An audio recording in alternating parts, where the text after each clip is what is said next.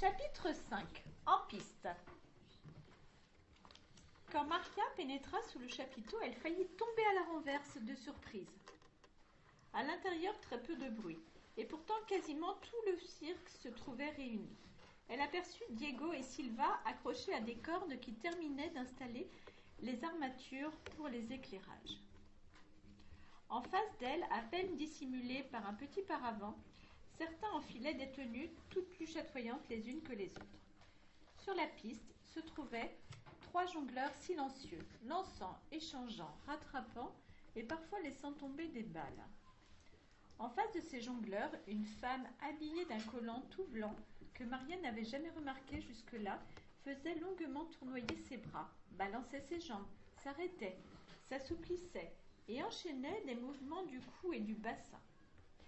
Dans l'espace restant du cercle, un couple aux cheveux très blonds composé d'un colosse et d'une toute petite femme discutait sérieusement de son numéro. Maria fit le tour du chapiteau en contournant les gradins par l'extérieur. Elle retrouva Flavio assis sur un tapis, un miroir coincé entre les pieds. De multiples boîtes de maquillage et des pinceaux se trouvaient à côté de lui. « Que fais-tu » interrogea la fillette. « Comme les autres, je me prépare et je travaille » répondit doucement l'homme. « Tu travailles assis sur un tapis en te peinturlurant le visage » demanda Maria d'un ton moqueur. « Mon personnage dans le spectacle est un clown. Mais toute la journée, je ne suis pas un clown. Je suis Flavio Reder, responsable du cirque Reder. Pour devenir un clown, je dois changer ma personne. C'est pourquoi je me maquille. Je mets un déguisement, un costume tout bleu et blanc et de grandes chaussures rouges. »« Mais ce ne sont pas des chaussures, ironisa Maria. Pour marcher, elles ne sont pas pratiques du tout. Mais pour faire rire les gens, c'est l'idéal. »« Faire rire ? Ah, tu ne sais pas ce qu'est un clown ? Il fallait me le demander immédiatement. Un clown doit faire rire. Il doit amuser le public. Parfois en disant des choses drôles, mais le plus souvent par des attitudes ou des mouvements ridicules. Mais si tu fais rire les gens, pourquoi dessines-tu une larme blanche sur ta joue alors ? Parce que c'est la tradition. Le clown doit être triste. Plus il est triste, plus les gens doivent rire de lui. Le clown vient à l'origine des bouffons qui accompagnaient les rois. Les bouffons ? Je n'ai pas le temps de t'expliquer maintenant, mais dès que j'aurai un moment, rappelle-moi de te raconter cela. Ils furent interrompus dans leur conversation par un grand sifflement. Un vieil homme, avec une veste en queue de pied rouge et un pantalon noir, s'écria alors. « On change, terminé pour les jongleurs et Svetlana. Les Müller, c'est à vous, puis ensuite Flavio. Va vite les voir, ils sont fantastiques, enchaîna le vieil homme en direction de Maria. Celle-ci s'approcha du cercle, maintenant éclairée par les lanternes. Elle découvrit le couple au centre de la piste. L'homme faisait voltiger sa partenaire.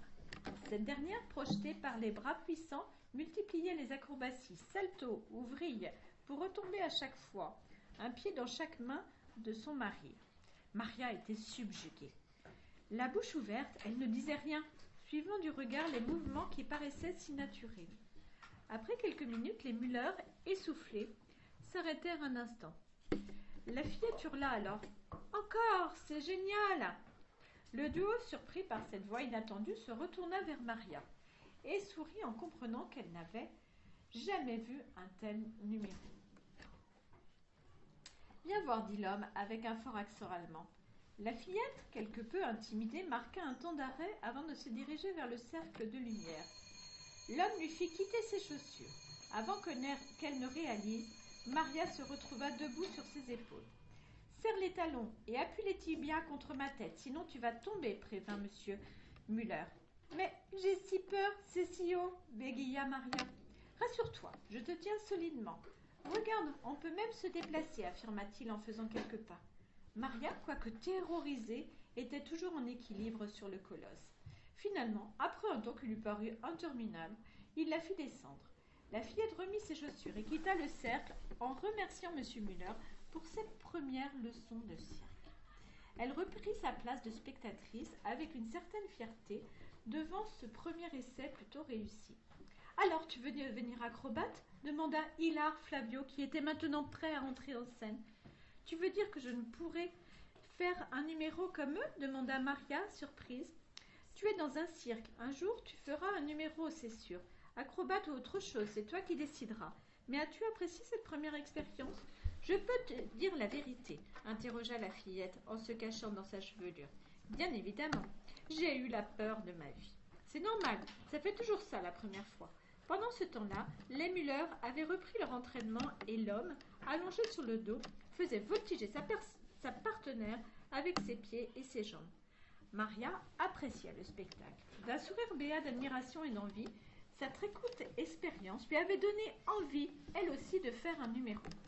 De plus, les encouragements de Flavio la poussaient vers le même objectif. Les Müller quittèrent la piste pour laisser place au clown. Le sol fut d'abord recouvert d'un parquet sur lequel fut posé un tissu jaune vif.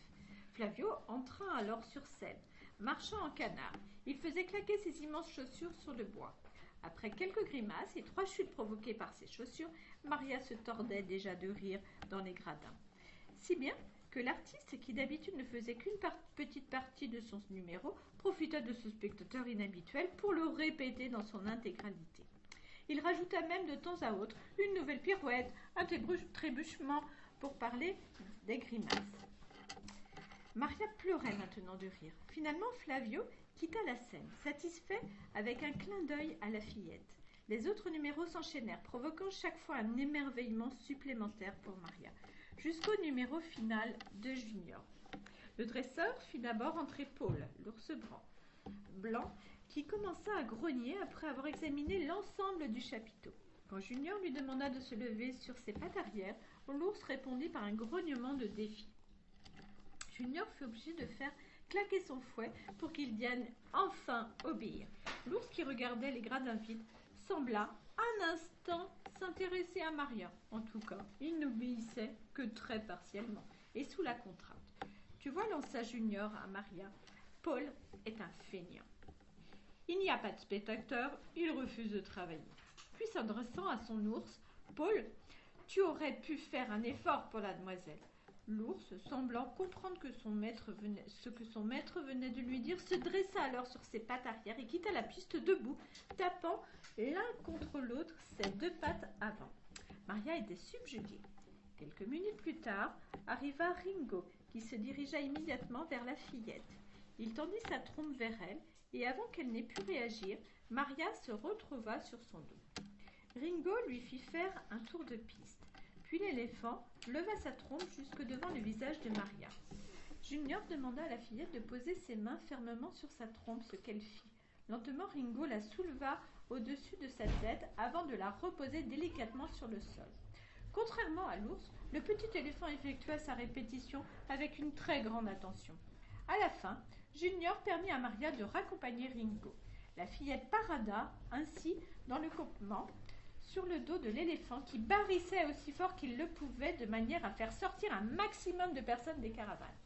Maria était rouge de fierté et de honte tandis que les membres de la troupe raidèrent, hilars, applaudissaient les 2 artistes. Quand Ringo fut dans sa cage, la fillette resta un long moment à le caresser, à lui parler doucement. Enfin, on l'appela pour le dîner. Comme la veille, les conversations furent joyeuses, chacun donnant ses impressions sur la répétition, sur les modifications à apporter pour le spectacle. En fin de repas, Diego prit sa guitare et joua, accompagné par son frère, jusque tard dans la nuit. Une fois endormie, Maria ne rêva que de cirque. Désormais, elle se demandait quel numéro elle pourrait bien réaliser. La magie du spectacle se lisait dans les yeux de tous. Flavio et les Velasquez lui avaient raconté le bruit, les silences, le stress, l'excitation, les vivas de la foule. Maria rêvait de connaître ses mamans. Et cela arriva bien plus vite qu'elle n'aurait pu l'imaginer.